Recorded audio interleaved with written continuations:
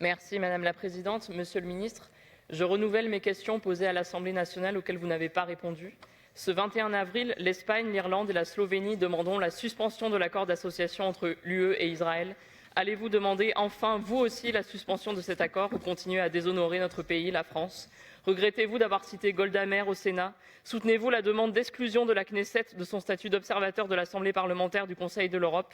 Monsieur le ministre, un État, Israël, qui a exterminé des dizaines de milliers de civils, enferme des milliers d'innocents sans procès, pratique la torture à grande échelle, colonise et annexe ses voisins, instaure la peine de mort raciste, peut-il être un allié de la France et des pays du Conseil de l'Europe? Merci. Mr. Minister. Merci Madame Catala pour votre question. L'accord d'association entre l'Union européenne et Israël prévoit le respect par les deux parties des droits de l'homme et des principes démocratiques. C'est l'article 2. Le 23 juin dernier, les institutions européennes ont conclu que les autorités israéliennes contrevenaient aux obligations de l'accord à Gaza comme en Cisjordanie. Et le 17 septembre, la Commission a proposé la suspension du volet commercial de cet accord d'association.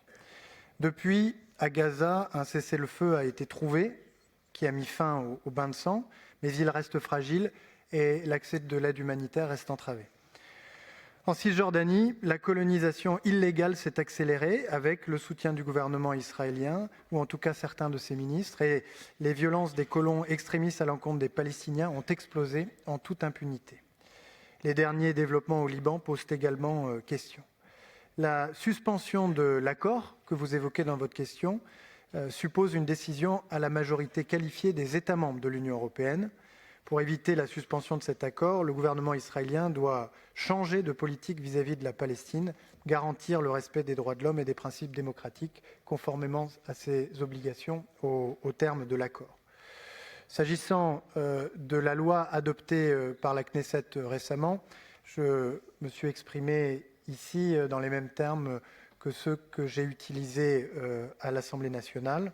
S'agissant de Golda Meir, puisque c'est dans le cadre de ma dénonciation de cette loi que j'y ai fait référence, la référence ne vaut pas soutien, bien au contraire. Elle démontre que même chez les dirigeants israéliens les plus durs, il y a un rejet de l'arbitraire de la peine de mort et que cette loi adoptée par la Knesset constitue donc une trahison de l'éthique d'Israël humaniste et universaliste.